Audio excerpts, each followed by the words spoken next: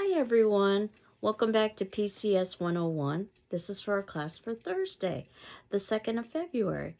And last week, basically, I just introduced the class. I gave a sense of what we would be doing over the course of the semester. I reviewed the syllabus and the course outline. So certainly if you've got any questions or concerns, please let me know. And I left out one section about plagiarism, so I thought I would talk about that today, as well as the first set of readings that I had assigned for today's class. I understand that people are still adding and dropping classes, so you may not necessarily have had a chance to do the reading, but nevertheless, think of it as introduction, and you could certainly do the reading after the fact. Keep in mind that there's a copy of the text on reserve in the GCC library. You needed to access it. And the first set of readings are basically introductory readings to the semester. But going back to the syllabus and talking a little bit about plagiarism. And if you'll remember, the definition of plagiarism on the syllabus is basically using somebody else's language or ideas without acknowledging the source. In fact, you actually have a quote from the Modern Language Association, or the MLA, about what plagiarism is. And I used to give two stories, I still do actually, to try to encourage people not to plagiarize because it's pretty significant. It's comparable to theft, but rather than property theft, it's what we call intellectual theft. And if you get caught, you could be in a whole lot of trouble if you were to get off easy, so to speak. What could happen is that you could fail that assignment, but if you didn't get off easy, what could happen is that you could actually be expelled from the college with a notation on your transcript that you plagiarized. So the two stories I tell, the first actually happened to me, and this would be in the early days of my career. This was pre-internet, so I couldn't rely on a source to help me determine if someone was plagiarizing. And as many sources as exist online to help students plagiarize, there are probably an equal number of sources to help teachers determine if someone is plagiarizing. One of my favorites is called Turnitin.com, where I can do an electronic search of a sentence or a paragraph to try to find the original source. But I didn't have access to any of that. Basically, what I had to do was rely on my memory. I'm reading a paper. It sounds familiar, not that surprising. Teachers tend to be pretty well read. And it didn't take me long to realize why it sounded familiar. That basically, this was a passage from our own college textbook, as if I wouldn't notice, something that I myself had assigned for the class. And there were a few mechanical errors in there. I don't know if it was because the person was a sloppy plagiarist, or if it was because they were hopeful that if there were a few mechanical errors, I would be less likely to be suspicious. But that's not the better story. The better story, which did occur around the same time period, pre-internet, did not occur to me, but I read about it. Most people read about it in the academic newspapers. There are such a thing as academic newspapers. And it happened to a middle-aged professor. That part's important.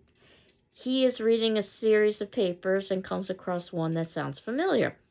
And he's thinking to himself, well, where have I read this before? I know I've read this before. Where have I read? And then it occurs to him. He hadn't read it. He had written it about 2 decades earlier when he was an undergraduate in college. This was one of his old college papers that had been recycled. I know the chances 1 in a million, but that's the reality of what ended up happening. It had something to do with the fraternity that was recycling papers from former fraternity members, but regardless, somehow, some way, this student got a hold of his own professor's work and actually handed it in and got caught. And I don't think much of people who plagiarize, but I think I feel sorry for this student. Not only does the student get caught, but again, he was all over the media because of just how absurd it would be to hand in your own professor's work, but it's actually what happened. And then, that would usually be the ending of my plagiarism story, and I would liken it to cheating on your taxes. That it's easy to do, tempting to do, but it's not worth the risk. But now there's more to add. Because if you've been aware of what's been going on over the past couple of months, then you are aware of artificial intelligence that has just exploded into the scene. And educators are also aware of artificial intelligence. And programs are exploding onto the scene to try to determine if artificial intelligence was used to write. In other words, anti-plagiarism programs. So it's a race at this point, and I encourage you not to be tempted to either cheat on your taxes or to use artificial intelligence or to plagiarize, because artificial intelligence is a kind of plagiarism. I like to say that I know how this is going to end. The machines can think for themselves. They try to overthrow humanity. We live in the sewers and we fight the Great War to try to defeat the machines. I've seen this movie many times. But regardless of whether or not this is the doomsday scenario that we will one day encounter, keep in mind that artificial intelligence is just that, artificial. And what we are after is real intelligence, which is why you are in school. So I hope you're not tempted. And that said, when we think about putting together our first speech, your first speech is going to be autobiographical. In other words, about you. And no one knows you better than you. This is done very deliberately because I wanted you to talk about a subject that you have great familiarity with. And I wanted you also to be able to practice some of the skills that we will be talking about over the next several weeks about putting together a speech before you actually do so. I know that for some people, talking about themselves can be quite challenging. Well, for other people, they feel very comfortable doing that. And you've got only 5 minutes. It might sound like quite a long time, but you really don't have that much of a long time. It goes very quickly. Will be due on the 2nd of March, which is a Thursday. So we have some time to be able to talk about how to put together an autobiographical speech that in one way or another tells the audience something about you and your life. And you'll see in the notes below, this is in the second section. And you can talk about perhaps a life overview. Obviously, you're going to have to do a good amount of condensing. You can't have decades worth of life in 5 minutes. You're going to have to highlight things. Perhaps you might want to focus on a particular time period or a particular element of your life, such a hobby or an interest. Or perhaps even just an educational goal. This is something that I encourage students who don't feel comfortable speaking about themselves doing, is that you can talk about education, either your educational past, your educational present while you're taking this course, your educational future. What are your plans? It's the one thing we all share, education. When we get a little bit closer to actually delivering this speech, I will show you some sample speeches from students like yourself, in no way affiliated with GCC, so you don't have to worry that one day a class would be watching in the future your speech. But at least that would give you some models. These are speeches that were just uploaded onto the internet, so I assume that they're available for public consumption. So we can talk about these speeches, as models or as examples. But there are lots of different ways that you could go about this autobiographical speech. So at this point, what you should be doing is sort of contemplating to yourself, gee, I wonder what I might say. And that said, you know that our first attendance question was you're introducing yourself to the class. So basically, you could think of the autobiographical speech as a springboard to that. Now you have 5 minutes in which to do that. Now, there is something that was not discussed in the textbook. It's called Toastmasters. So if you read the book, you may not be familiar with Toastmasters. Toastmasters is an international organization that's devoted to helping individuals improve their public speaking skills. They call themselves Toastmasters because oftentimes when we give a toast at a social event, we need to give a speech. So it's about mastering a toast or speeches. And what they wanted to do was to have a non-academic environment where individuals could practice. and also have an audience. And that's really the tricky part.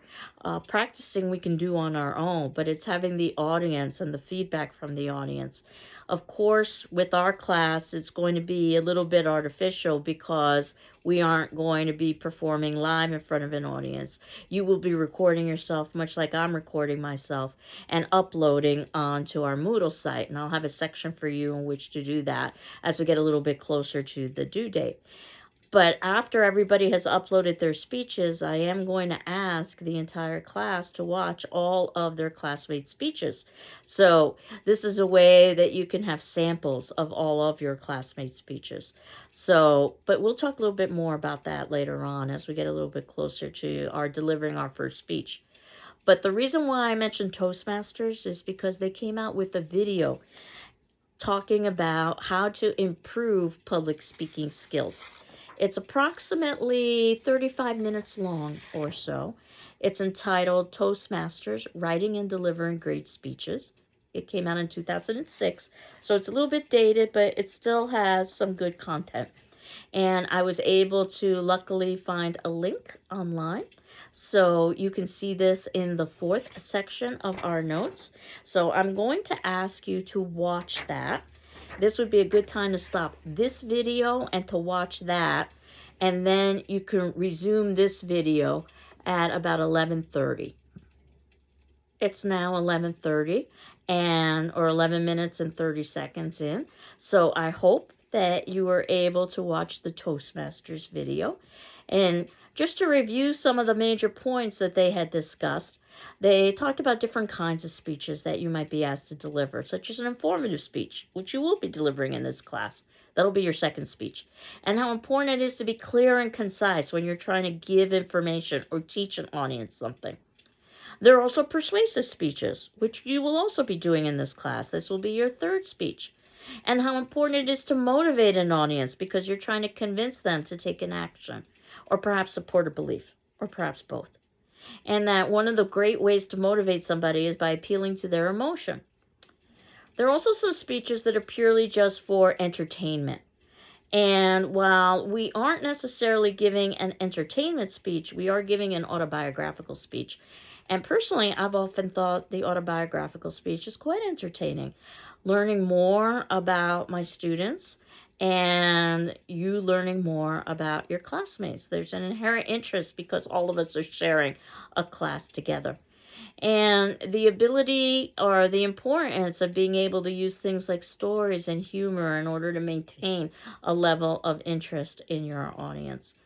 And these divisions perhaps are somewhat artificial because the reality is that all speeches are informative. Even your autobiographical speech is going to be informative because you're going to teach us about yourself. And your autobiographical speech is persuasive because you're trying to convince us that whatever it is you're sharing about yourself is important.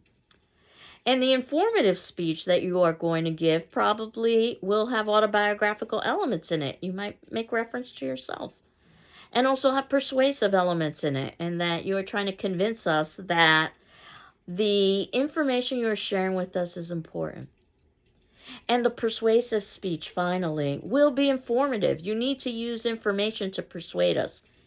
And I wouldn't at all be surprised if it was also autobiographical, that you made references to yourself. So in some ways, these divisions are artificial, but it gives us a kind of scaffolding for the semester as a whole. The video mentioned, and I can't emphasize enough, the importance of practice. Practice. Oh, when did I say practice? The more you practice, the more comfortable you become with the material.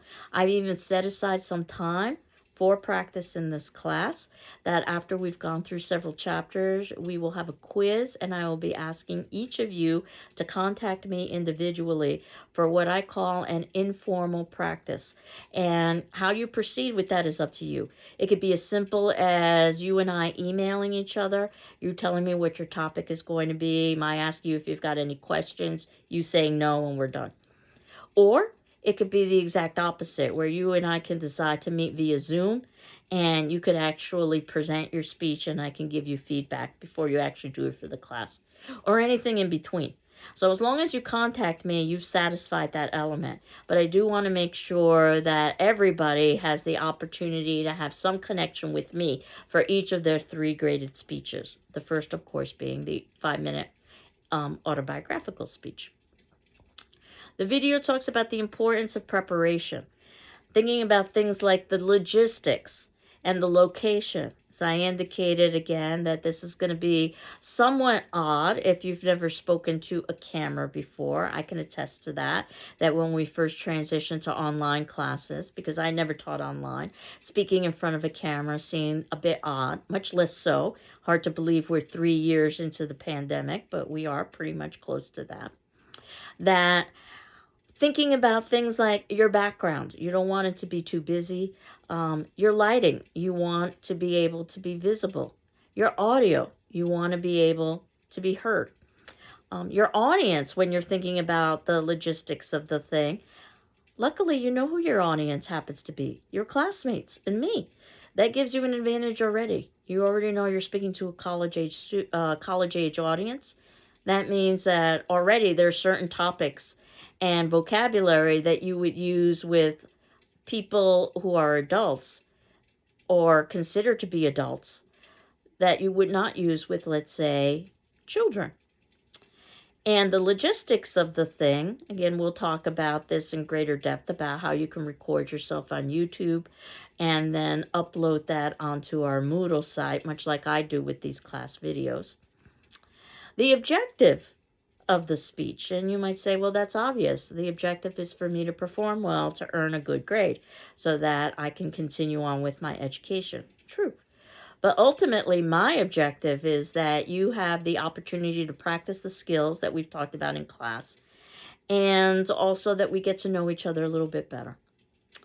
And research and writing, you may need to do outside research. You may not need to do outside research. It depends. You may already know your topics so that you don't necessarily have to investigate. But by the third and final speech, persuasive, you are going to need to do outside research. And then the actual construction of the writing of the speech, which is different than writing a kind of paper. So that if you are writing a paper, it's going to be very detailed. That wouldn't necessarily be the case if you were writing your speech and your speaking notes, which is something that we're going to be talking about next class. That your speaking notes, less is more. That you just want keywords and phrases. Something that you could skim down to and look in the event that you needed to jar your memory. In fact, what I post beneath these videos are my notes. And it can look much like this. It can just be bullet points. But you do want to divide your speech up into an introduction, and that's where you have your evidence and details that you're greeting. Your introduction. This is where you have your greeting and your thesis, your main point. And then your discussion. This is where you have your evidence and your details. And then finally, a conclusion. This is where you have your closure and farewell. If you're used to writing a paper, it's the introduction, body, and conclusion. But of course, there's an additional element. There's the actual presentation of the speech itself. And we want to be conversational. We don't want to be reading our speeches. We don't want to be memorizing our speeches because they will sound memorized. What you want are keywords and phrases that are on a speaking outline that can direct you, but that ultimately you are filling that in with unscripted language. So you're having a conversation, in effect, with the camera or with the audience. And thinking about things like eye contact. If you were looking at an audience, you would want to maintain eye contact with your audience, or at least appear to maintain eye contact with your audience. So I oftentimes suggest look at the tops of heads if that makes you feel uncomfortable looking at eyes, or looking at the 3 corners of the room, the 2 corners on the sides, and then the midsection. That would give the appearance of scanning an audience. Camera is different. You want to look straight into the camera because basically the camera is the eye, in effect, of your audience member.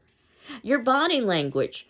And that also is going to be somewhat different with the camera because you're going to need to decide how much of your body to film. You can see that I do a half body shot, and that's perfectly fine. What's most important is that we want to see your face. This is where we get most of our cues from. You can do a full body, but then again, you have to think about things like your gesturing and your posture. You may or may not necessarily have access to a podium at home. So there are things of that nature.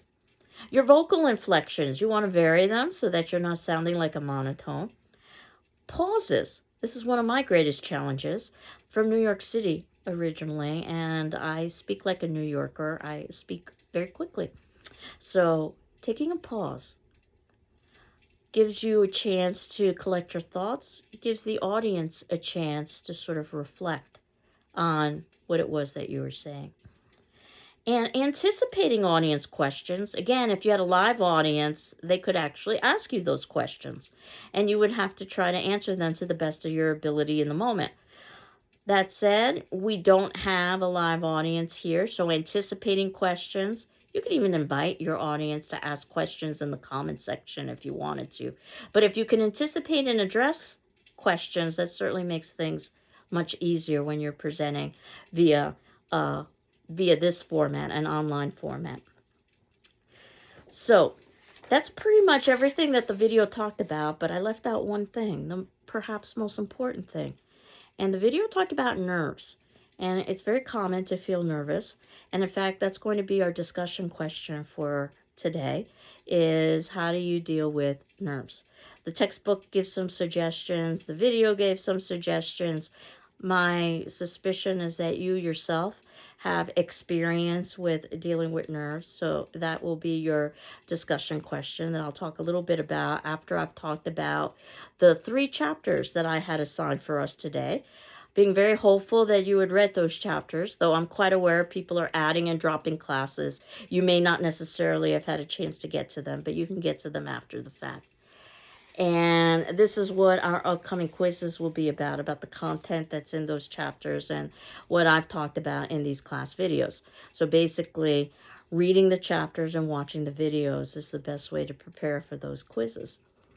So the first chapter is entitled Speech in Higher Education, and basically it talks about the reasons why we study public speaking. And again, you can see that I've got the notes below of some of the major points. And they also are introducing us to vocabulary, because oftentimes when you are in a new discipline, a 101 kind of discipline, you're introduced to the vocabulary of that discipline. So there is such a thing called the intellectual imperative, which basically means that as a well-educated person, you want to have knowledge in a lot of different areas, including rhetoric and language and public speaking. In fact, if you know anything about literature, you know literature began with the great oral tradition, the epic poets like the Iliad and the Odyssey. So luckily for us, those poems were written down, and this is why we have them now so that we can examine them. But there is also a social imperative that perhaps even outweighs the intellectual imperative. As social beings, we communicate with one another, and we are going to be in positions where we need to present information. And increasingly, as our society becomes more and more electronically based, we'll probably be having interactions online. So I think that this particular course is especially useful considering the way that communication has changed so rapidly since COVID, if nothing else.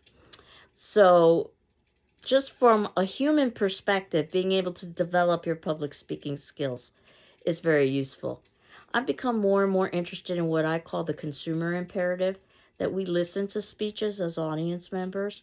And in some ways, this is a very difficult class to teach because there are techniques and suggestions that you're supposed to follow. And if you don't, there are negative consequences to your grade.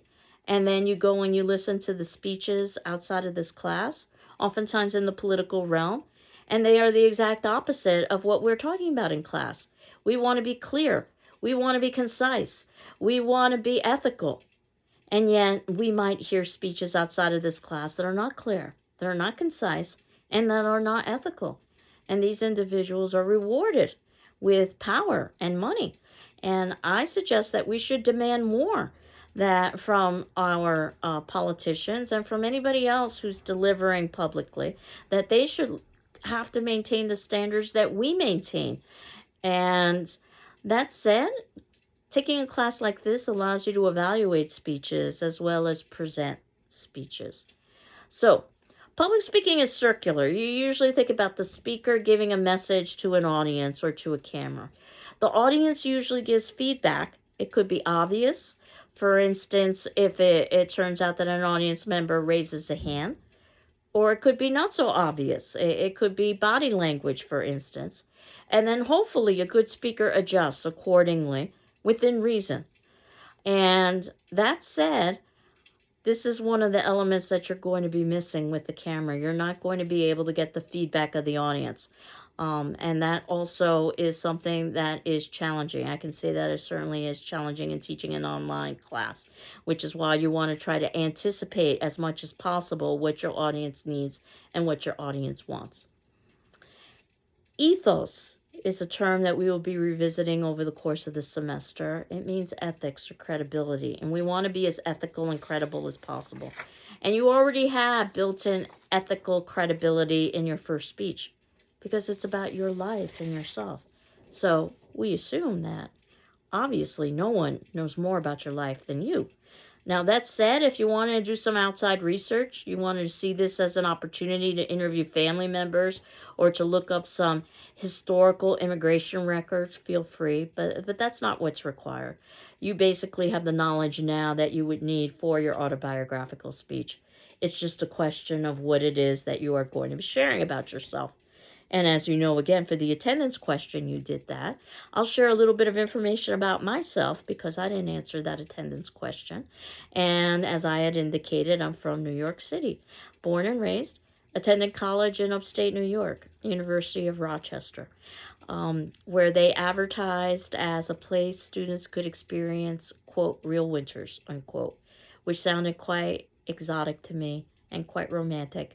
It was also quite brutal for anybody who's experienced a real winter. And I majored in English, minored in psychology, because I was certain I was going to go to law school and become an attorney. So you never know how life might change over the course of your educational career. And instead, what I ended up doing was pursuing literature because I fell in love with Shakespeare and his contemporaries and other pieces of literature as well. So I went to graduate school for literature. This time in a warm climate, California. I went to UCLA, where I majored in Shakespeare and his contemporaries, I focused on Shakespeare and his contemporaries. And then I began teaching, and I realized that I wanted to return to the East Coast. And basically anything along the East Coast could be a possibility. I was actually missing winter at that point. And yes, California has beautiful weather, but they also have earthquakes. They also have drought. They have their own challenges. So I end up applying to a little school by the name of Greenfield Community College, and you know how ultimately my story ends, that I did accept the position here after we talked about what it might be like, my transition leaving from California to New England, Massachusetts, but I was assured that the winters here are, quote, not that bad, unquote. And for the past few winters, that might have been indeed the case. But I started, it's hard to believe, in 1993. And the 1993-94 academic year was historic. It was one of the worst winters on record for cold or snowfall. So let's just say I was unprepared. But I've been here ever since. And while I mostly teach English classes, I also teach personal communication skills classes and media and popular culture classes. So I teach a little bit of everything. So that's my story. Certainly it's not 5 minutes, but you get an example of how one could give an overview about their life. But that's not the only way that you could go about your autobiographical speech. As I said, you might want to focus on an element such as a hobby or an interest. Just keep in mind that your speech is not about the hobby or the interest. The speech is about you and how that hobby and interest helps to reflect who you are as an individual. But I'm going to move on to chapter 2 now, which is about getting started, which is exactly what we're doing. We're getting started for our first speech. Though you can certainly keep in the back of your mind that as the semester progresses, there will be an informative speech, which will be 10 minutes long, and a persuasive speech, which will be 15 minutes. But right now we're focused on the autobiographical for 5 minutes. So you need to select and narrow the topic. You know the topic yourself, but narrowing it. So what would be appropriate for about 5 minutes? And then determining the purpose. Why are you delivering this speech? And again, you might say, I know why I'm delivering this speech, as I had indicated earlier, because, I want to get a good grade. But ultimately, you're delivering the speech to inform your classmates a little bit more about yourself, and also to practice some of the skills that we're discussing. Analyzing audience and occasion, and what's appropriate for that audience and occasion. I have a little story for you. Sometimes stories can illustrate a point much more so than just a textbook explanation. It was a story that happened actually to a colleague of mine at another institution. I won't tell you what school. She was teaching public speaking, and the student was giving a speech about being true to oneself. So it was very much a speech that was philosophical in nature. And as the speech progressed, the student began to remove articles of clothing. Yes. And once it appeared that the student was going to remove his pants, the teacher stopped the speech and asked the student what was happening. The student replied that he wanted to show the audience his true self.